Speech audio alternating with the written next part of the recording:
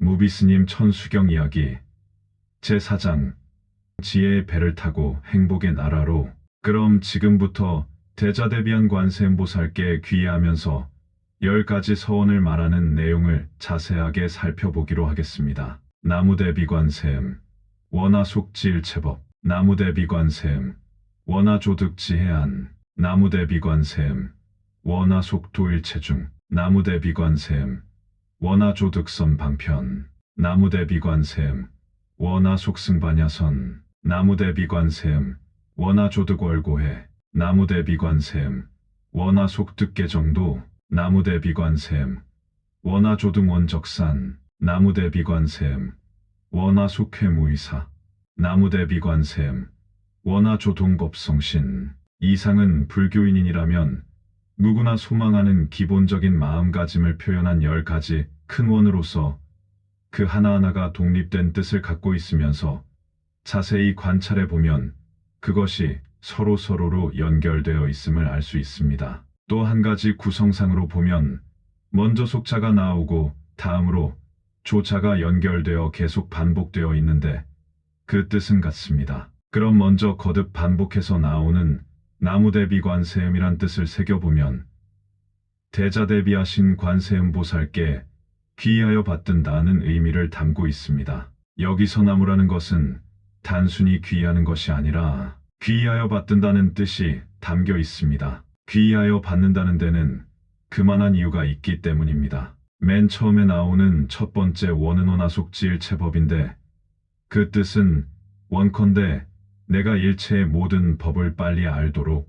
해 주십시오라고 해석할 수 있습니다. 자기 자신이 알고자 하는 것 중에서도 법의 세계는 가장 먼저 알아야 할 중요한 것입니다. 여기서 법이라고 하는 것은 진리를 이르는 말로서 불교를 믿고 불자로서의 삶을 살아가기 위한 첫째 조건이 바로 진리의 세계에 들어가는 것입니다. 이렇게 법을 알고 난 다음에라야 둘째의 원이 이루어지는데 그것은 바로 원하조득지혜 아닙니다. 그 뜻은 원컨대 내가 지혜의 눈을 빨리 뜨게 해 주십시오라고 풀이할 수 있습니다. 우리의 어려움과 고통도 지혜의 눈을 뜨고 보면 어둠이 거치듯 사라지는 것입니다. 흔히 불교를 자비의 종교라고 하지만 엄밀히 말하면 불교는 자비보다 지혜가 우선하는 종교입니다. 지혜가 앞서지 않으면 단순히 감정적이거나 자기 중심적인 것으로 치우치고 마는 것입니다. 예를 들어 부모 자식 간에도 자녀 중심으로 해야 할 일을 부모의 욕심이 중심이 되어 행하는 경우가 많습니다. 그것은 결국 지혜가 부족하기 때문입니다. 우리가 무엇을 베푼다고 할 때 자기 중심적으로 베풀어서는 안 됩니다. 받는 사람이 중심이 되어 그가 무엇이 필요하며 무엇이 그에게 이로운가를 바로 보는 지혜의 안목이 앞서야 합니다. 부처님께서는 거듭 지혜를 강조하셨고 지혜가 선행된 자비를 행해야 비로소 그 지비도 올바른 것이라고 말씀하셨습니다. 여기서 한 가지 간과해서는 안 될 중요한 문제로서 지식과 지혜는 엄밀히 구별해야 합니다. 지식이 단순한 아르말이라면 지혜는 지식과는 차원이 다른 마음 공부인 것입니다. 불교를 믿는 불자라면 누구나 지혜의 눈을 뜨는 마음 공부를 게을리하지 말아야 합니다. 법을 알고 지혜의 눈을 뜬 자는 어떠한 곤경이나 어려움, 불행에 처하게 되더라도 계속해서 그 속에 빠져 있지는 않습니다. 세 번째 원으로 원하속도일체중은 원컨대 내가 모든 사람들을 빨리 제도하게 해 주십시오라는 뜻이 담겨 있습니다. 여기서 제도한다는 것은 모든 고난, 어려움, 불행 등의 문제거리를 해결해 준다는 의미로 받아들여야 합니다. 중생의 궁극 목표가 생사해탈에 있다고는 하지만 그렇게 되기까지 해결해야 할 많은 문제가 우리 앞에 놓여져 있습니다. 그러한 잡다한 일상적인 문제를 해결하는 것이 결국 제도인 것입니다. 네 번째 원으로 원하조극선방편은 원컨대 내가 좋은 방편을 빨리 얻도록 해 주십시오라고 해석할 수 있습니다. 불교에서는 방편이란 말을 많이 사용합니다. 그 방편은 좋은 결과를 가져오기 위한 하나의 수단에 불과한 것이지만 그것을 잘못 사용하면 악행이 되는 경우가 흔히 있습니다. 부처님께서도 중생을 제도하기 위해 많은 방편을 쓰셨는데 방편을 비유한 말로써 강을 건너기 위해 뗏목을 예로 들어 설명하고 왔습니다. 강을 건너기 위해서는 뗏목이 아무리 좋고 그것이 즐거운 일일지라도 뗏목을 탔으면 반드시 강을 건너야 합니다. 주위에서 불교에 입문하여도 강을 건널 생각은 않고 그저 뗏목만 타고 주저앉아 강놀이만 즐기는 사람을 흔히 볼 수 있습니다. 강을 건너야 한다는 생각을 잊어버린 사람은 더 이상의 진보는 기대할 수 없습니다. 우리가 불법과 인연을 맺어서 부처님과 같은 높은 인격자가 되기 위해 한 걸음 한 걸음 나아가려면 방편에 얽매이지 말고 강을 건넜으면 미련 없이 뗏목을 버려야 합니다. 우리는 각자의 환경이나 처지에 따라 그 뗏목에 해당하는 방편이 무엇인지 살필 줄 아는 안목이 필요하며 방편 중에서도 좋은 방편을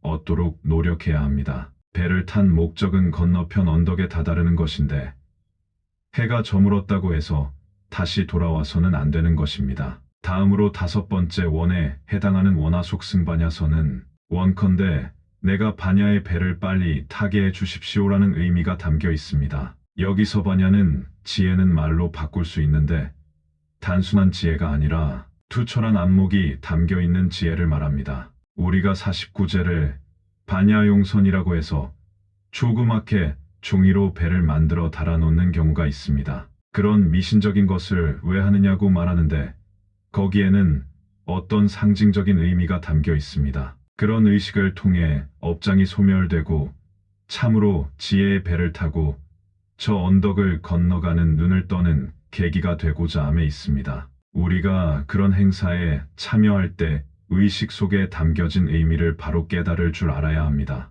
6번째 원으로 원하조득 월고에는 원컨대 내가 괴로움의 바다를 빨리 건너가게 해 주십시오라고 해석할 수 있습니다. 흔히 고라고 할 때 사고팔고를 말하지만 여기서 괴로움의 바다는 곧 문제의식을 말합니다. 요즘은 누구나 수많은 문제가 복잡하게 얽혀 있습니다. 가까이는 자신의 문제, 가정, 사회, 나아가서 세계 전체를 두고 볼 때 도처에 문제거리가 산적해 있습니다. 이 모든 문제가 결국 꼬인 것입니다. 이러한 모든 고통을 해결하여 진정한 행복을 얻기 위해서는 지혜라는 열쇠로 풀어야 합니다. 그 밖에 다른 길은 없습니다. 그렇기 때문에 지혜의 배를 타고 고를 건너간다는 말로 표현하고 있는 것입니다. 7번째 원은 원하속 뜻계 정도인데 그 뜻은 원컨대 내가 개와 정의 길을 빨리 가게 해 주십시오라고 풀이할 수 있습니다.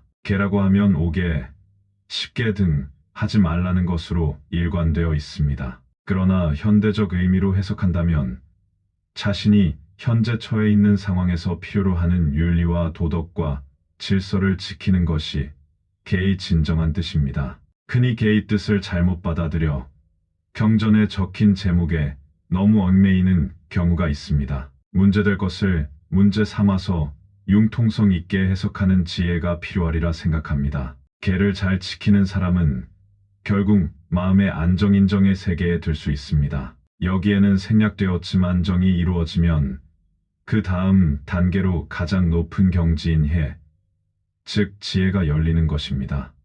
개, 정, 해, 이 셋을 합하여 사막이라고 하여 불교 공부에 아주 중요한 과목으로 삼고 있습니다. 8번째 원은 원하조등 원적산인데 그것은 원컨대 내가 원만하고 고요한 산에 빨리 오르도록 해 주십시오라는 뜻이 담겨 있습니다. 여기서 원적산은 철저히 고요해진 자리, 즉 열반에 이르는 것을 말합니다. 다시 말해서 온갖 무명과 어둠, 탐, 진, 치 삼독 등이 완전히 뿌리 뽑혀서 소멸된 상태를 가리키는 말입니다. 우리가 하는 일거수, 일투족이 지혜로 이어져 번뇌가 사라진 완전히 고요한 상태가 열반의 경지인 것입니다. 9번째 원으로 원하속 회무이사는 원컨대 내가 아무것도 함이 없는 집에 빨리 모이도록 해 주십시오라고 해석할 수 있습니다. 무의사는 무엇을 해도 무엇을 했다는 마음의 흔적이 없는 상태를 나타내는 말입니다.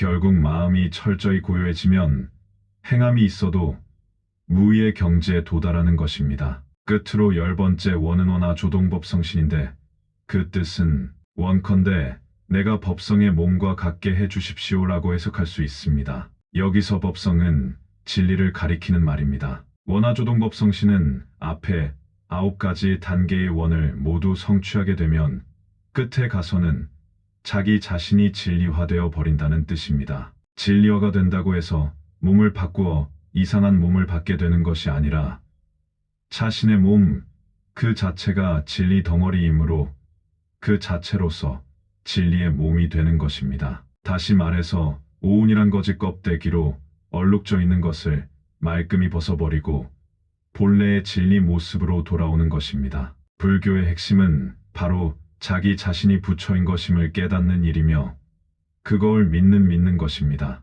불교는 부처에서 시작하여 부처로 끝난다고 해도 과언이 아닙니다. 여기서 부처란 바로 진리 그 자체를 발견하는 것입니다. 우리는 자신이 곧 부처라는 본래의 모습을 망각한 채 살아왔습니다. 그러나 태양이 비록 구름에 가려 있다고 해도 태양으로서의 가치는 그대로 존재하는 것입니다. 마찬가지로 우리 속에 내재해 있는 위대한 생명은 아무리 거짓 껍데기에 덮여 있어도 변함이 없는 것이며 가치가 떨어지는 것이 아닙니다.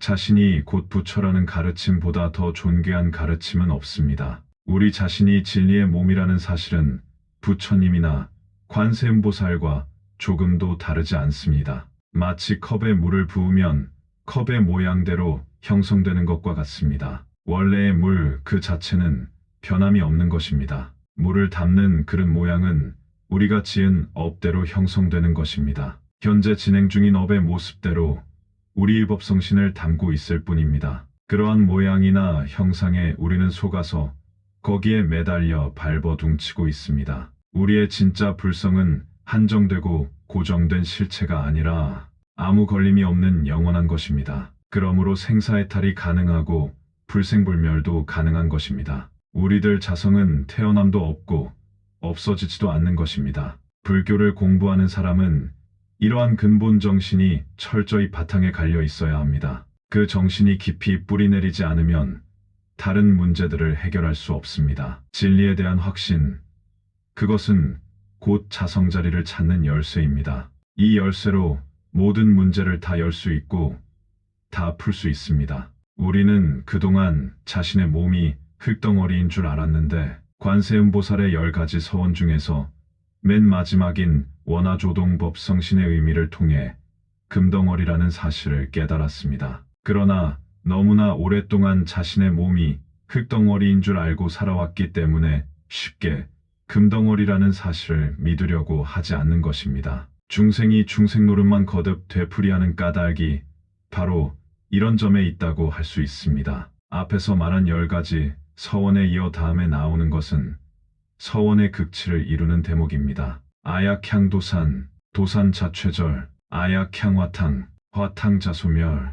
아약향지옥, 지옥자고갈, 아약향악귀, 악귀자포만, 아약향수라, 악심자조복, 아약향축생, 자득대지해. 맨 처음에 나오는 아약향도산, 도산자최절을 글자 그대로 해석하면 얘가 만약 칼산을 향해 나아간다면 칼산은 저절로 무너지고 만다는 뜻이 됩니다. 여기서 칼산은 험난한 인생 역정을 나타내는 말입니다. 어떻게 보면 우리의 인생살이는 고난과 어려움의 연속이라고 해도 과언이 아닐 만큼 많은 역경을 만납니다. 칼산보다 더한 마음의 불행, 피와 눈물의 능선들이 많이 있습니다. 칼산을 딛는 아픔보다 더욱 쓰라린 인생의 체험을 누구나 다 겪게 됩니다. 그런데 그러한 삶을 만났을 때 그 칼산은 저절로 무너져 버린다는 것입니다. 어떻게 해서 그런 것이 가능할까요? 그것은 바로 자기 자신이 법성신이 되었기 때문에 가능합니다. 자기 자신이 진짜 금덩어리임을 알았을 때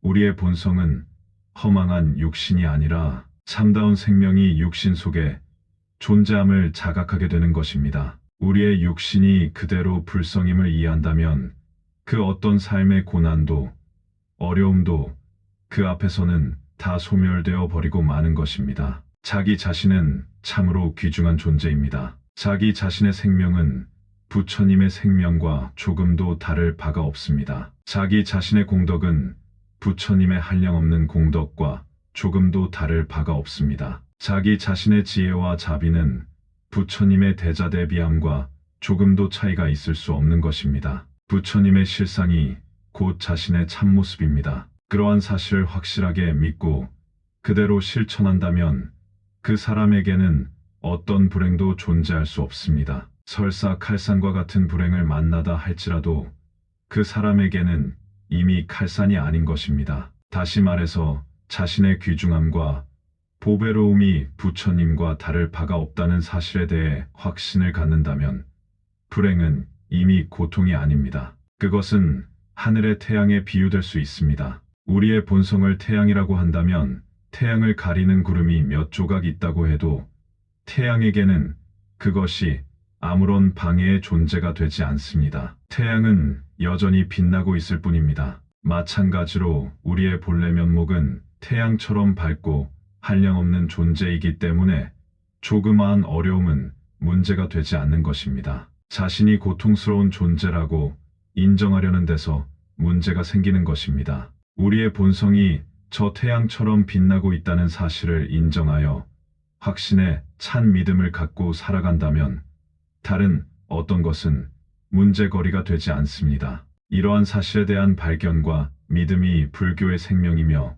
불교를 믿는 중요한 가치가 바로 여기에 있는 것입니다. 그 다음으로 이어지는 구절도 같은 맥락에서 이해할 수 있습니다. 계속해서 아약향 화탕자 소멸을 풀이하면 얘가 만약 화탕의 지옥을 향해 나아간다면 화탕지옥이 저절로 소멸된다는 뜻이 됩니다. 앞에서도 강조했듯이 자기 자신이 법성신이 되었기 때문에 이미 그 사람에게는 화탕의 지옥은 존재하지 않습니다. 그렇기 때문에 화탕지옥은 저절로 없어지고 마는 것입니다. 구름이 아무리 많다고 해도 태양을 가릴 수 없는 것과 같은 이치입니다. 우리 자신 속에 내재해 있는 부처님의 생명을 우리의 삶에서 바로 저 태양과 구름과의 관계에 비유될 수 있습니다. 다음으로 아약향 지옥 자고가를 글자 그대로 해석하면 얘가 만약 지옥을 향하여 나아간다면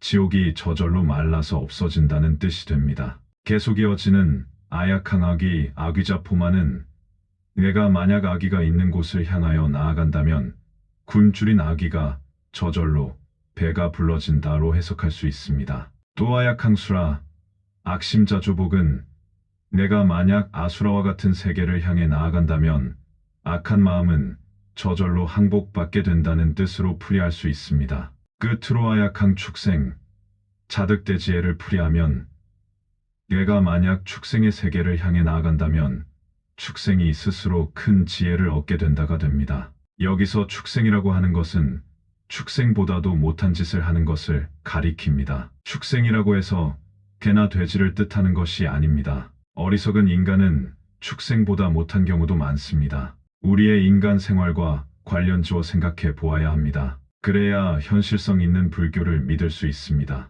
경전을 읽고 외우더라도 입술 위에서 그치지 말고 그 속에 담긴 진정한 뜻이 무엇인가를 음미하면서 새겨 읽어야 새롭게 우리의 가슴에 와 닿는 것이 될 수 있을 것입니다. 이처럼 불가능한 일이 가능하게 되는 것은 우리의 자성이 부처님의 본성과 다를 바가 없다는 사실에 대한 믿음과 이해와 실천이 있기 때문입니다. 우리가 예불이 끝나고 읽는 행선축원에도 이와 유사한 간절한 서원이 있습니다. 그것은 문화명자 면삼도 견하형자 득해탈이라는 것입니다. 그 뜻을 새겨보면 내 이름만 들어도 지옥, 악귀, 축생의 삼도가 면해지고 내 형상을 보기만 하여도 해탈을 얻는다고 풀이할 수 있습니다. 말하자면 그처럼 훌륭한 인격자가 될 수 있도록 해달라는 지극한 서원인 것입니다. 불교는 깨달은 성인이 만든 것이므로